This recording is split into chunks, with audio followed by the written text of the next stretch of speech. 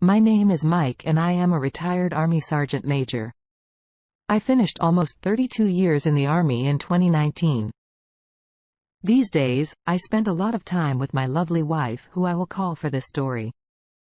Betty, my wife, works about 15 hours a week, cooking for a caterer, and I sometimes help her if I am not out with my camera, attempting to be a photographer. I met my first wife, who I will call Lilith, while stationed at Fort Sam Houston in Texas. Lilith was from Palmdale, California, and was the daughter of a colonel there. The colonel did not like me, and when he seen I was getting close to his daughter, he had me transferred out and I found myself stationed at Fort Jackson in South Carolina. Lilith got angry at her dad and ran away and followed me. She was only 17 and I was still just 19. And I went right to see my first sergeant major and we got this fixed. Her dad came to Columbia and got his daughter. I put Lilith out of my mind. I spent the next 16 years in the Army rising through the ranks. And one day seeing Lilith walking around in Washington, D.C., it was during these almost 4 years, I was working out of the Pentagon doing mostly administrative work for one of the DoD undersecretaries. By this time, Lilith was 33 and I was 35. Her dad had also just passed away and she was living and working up in Maryland. She never married though. So to make a long story short, I asked Lila to marry me and we got married. This was in 2004 and I had orders to go on deployment to a country in the Middle East. I was there for almost 16 months when I was wounded by an IED. I was out of action for about a month and sent back home. I was transferred to Fort Polk and this is where my marriage started to fall apart. Lilith was not happy there. I tried to do something nice for her. So I bought a small dog, we called Stamps. Stamps was a cute dog that really loved Lilith. Lilith was working at a car dealership at this time. All I can say is I started to notice Lilith was not doing the things she used to do. Even Stamps seemed scared of her. I was at a loss of what to do. I suggested taking some leave and driving to Texas where her parents are buried, taking Stamps and just getting away for a while. It seemed like nothing I did was good enough. And Lilith and I grew apart. Then everything came unraveled one day when I got home and could not find Stamps anywhere. When Lilith got home, she did not seem to care. I looked all over the house and all over the local area. I had become really close to Stamps and I was getting sad. As I was walking back home, I decided to make a lost poster using an old photo of Stamps. I did. I put some up all around the area. Lilith put no energy into any of it. By this time, we were sleeping in separate beds. I was at a local place near the post. When I came across a neighbor, he asked me if I could smell that odor around our homes. I had got noticed. We met back home and started walking around out in the woods. It did not take long to find the remains of a dog that looked like it could have been Stamps. Not much was left. I just figured Stamps got out and wandered out into the woods and got killed. I was crying a bit as I walked back home. I later went back and dug a deep hole and buried the remains where I found them the day Lilith told me she wanted a divorce.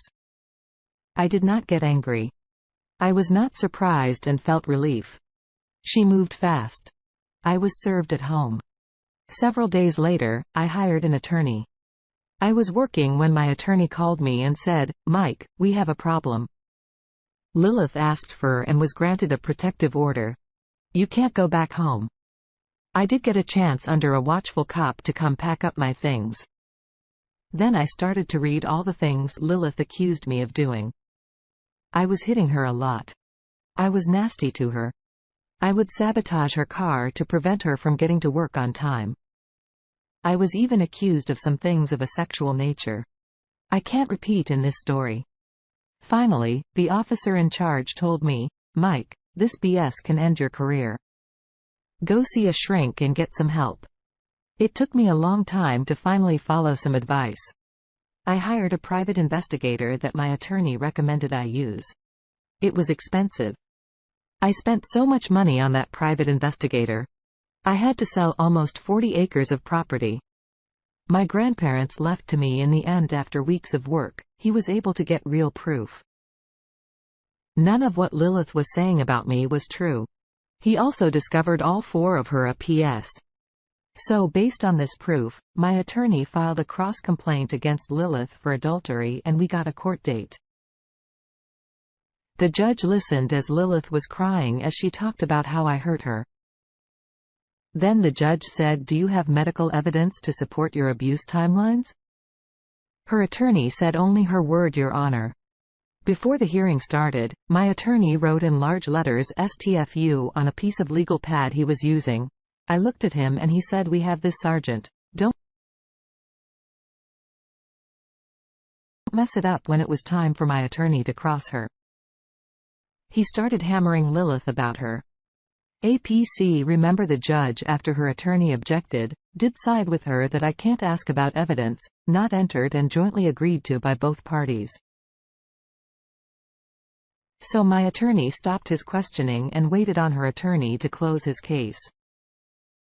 He reserved the right to call her back. As soon as he did, my attorney called a private investigator to the stand. Every bit of my evidence was admitted over her attorney's objections. All I can say is that day was brutal for Lilith. The first words out of the judge's mouth when he rendered his decision was to void that protective order. Then he found for me in my complaint. This happened almost 7 years to the day Lilith and I got married. I remember sitting in my office crying. I thought I loved Lilith. I was also thinking about what I won that day in court. I lost property that was valuable to me. I still had to pay that private investigator almost another $1,000. I had used up so much leave time. I was in a negative balance. Lilith left the area soon after our divorce hearing was over. I came home several months later to find a letter from her in it. She called me all sorts of things, told me how much she hated that damn dog and delighted in killing it. So the mystery of what happened to Stamps was solved for the next several years. I moved to Fort Sam Houston again and then to Korea. It was when in Korea, I met my current wife, Betty. I am only calling her Betty. She is Korean and is one of the sweetest people. I know Betty loves to cook. She is 100% feminine, and while she doesn't take any BS off of anybody, stays ladylike in everything she does. I am almost 12 years older than Betty. We were married in 2013 and had been married for almost 6 years. By the time I retired in 2019, my last duty station was a post on the East Coast, and Betty and I settled down in Williamsburg, Virginia. One day I heard a knock on my door. It was a process server serving me another complaint coming from Lilith. She had moved her residence to Virginia about a year earlier and was attempting to get part of my retirement. One of the first things I did was contact my old Louisiana attorney to see if he had kept all the evidence from my divorce. He had. He sent me certified copies of everything, along with a certified copy of our divorce paperwork. Several days later, Lilith had found some ambulance chaser attorney, and I found a fantastic lady who was laughing at Lila's attempt to get part of my retirement. My attorney told me in almost every situation, even with residency, the Virginia family courts would defer to the other state unless it has something to do with children or an estate matter. She was sure there would be no hearing. Well, there was one. The judge did not take long. He simply asked if there were any changes since the divorce was final. Her attorney said, well, I had retired, and after 7 years of marriage, she was entitled to something. My attorney is a sharp lady. She told the judge she had all the evidence that just looked at, as well as an affidavit that had his notarized signature. The judge just said he did not need to see any of that. He asked Lilith again if there was anything that had changed since our divorce. Had we had sex? Had I made any promises to her that are documented? All those answers were no still. She stood by her opinion. I was legally bound to share my retirement with her. The judge simply tossed the case and warned Lilith about using Virginia courts for frivolous purposes while I wore a business suit to court. Both Betty and I were wearing special t-shirts I had made just for that day. I stripped down to mine and Betty put hers on over her dress. It had a large photo of stamps and simply said "for stamps." I know for a fact, Lilith seen that shirt not too long after this happened. I started to notice Lilith all over this area. I could walk into a Walmart and see Lilith walking around. Lilith is simply a psychopath that is capable of hurting another person. I asked my attorney about a protective order. She helped me get one.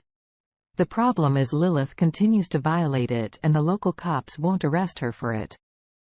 It is for this reason, I am moving to another state later in the year.